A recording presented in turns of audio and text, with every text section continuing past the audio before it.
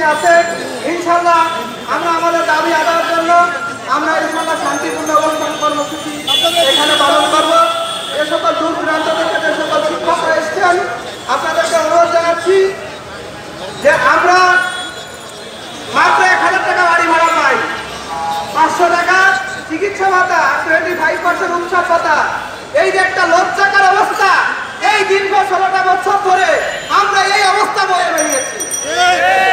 আমাদের সেলিম ভূঁইয়া স্যারের আমলে, বিএনপির আমলে 25% উৎসব ভাতা তৎকালীন সময়ে মাননীয় সাবেক প্রধানমন্ত্রী বেগম খালেদা জিয়া এবং সেলিম ভূঁইয়া স্যারের ঐকান্তিক প্রচেষ্টায় 25% উৎসব ভাতা তিনি আমাদেরকে ব্যবস্থা করে দিয়েছিলেন। কিন্তু পরবর্তীতে যে সরকার ক্ষমতা এসেছিল এই 25% উপরে আর 1% ভাতাও কিন্তু তারা বৃদ্ধি করেনি। কাজেই আমরা মনে করি যে আমাদের দেয়ালে পিঠ থেকে গেছে।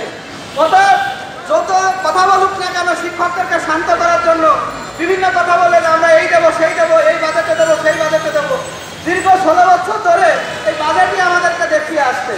এখন আমরা অবস্থান কর্মসূচি ঘোষণা করেছি, সরকার আমাদেরকে বলবে যে আপনাদেরকে এই সময় এই নির্দিষ্ট পরিমাণ অর্থ। শুধু দর্শক, জাতীয় প্রেস ক্লাবের সঙ্গে আমরা দেখতে পাচ্ছি সরকারি নিয়মে বাড়ি ভাড়া, মেডিকেল ভাতা, শতভাগ উৎসব ভাতা প্রদান ও এমপিওভুক্ত স্কুল, কলেজ, মাদ্রাসা, কারিগরি শিক্ষা জাতীয়করণের দাবিতে আজকে আমরা দেখতে পাচ্ছি লাগাতার অবস্থান কর্মসূচি জাতীয় প্রেস ক্লাবের সামনে পালন করছে শিক্ষকরা।